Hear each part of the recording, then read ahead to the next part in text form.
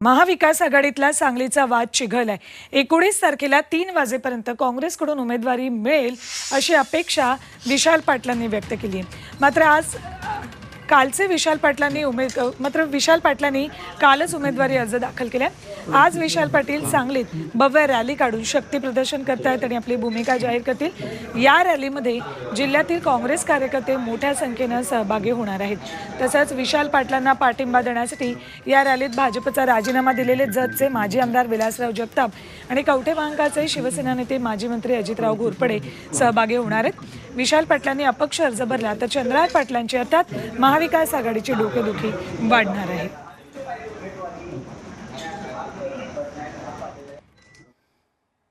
आपण खूप पुढे जातो।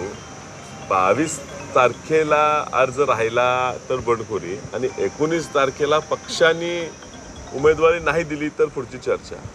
अमृत नोनी आर्थो प्लस, ये एक प्रूवन फॉर्मूला। इसमें मौजूद नोनी फल के गुण और आयुर्वेदिक जड़ी बूटियां शरीर को जरूरी पोषक तत्व देने के साथ साथ हड्डियों और जोड़ों के घिसने, उनमें होने वाले सूजन और दर्द को रोकने में मदद करता है। दर्द मुक्त जीवन के लिए अमृत नोनी आर्थो प्लस। अजून विश्वास वाटतो की एकंदरीत परिस्थिती पाहता ह्या जिल्ह्याची काँग्रेस पक्षाची ताकद महाविकास आघाडी कसं भाजपला पाडू शकते हा विचार त्यांनी जर सारासार केला तर ह्या ठिकाणी 19 तारखेच्या 3 वाजेपर्यंत काँग्रेस पक्षाचे एबी फॉर्म हे निश्चित त्या ठिकाणी माझ्या नावाचं।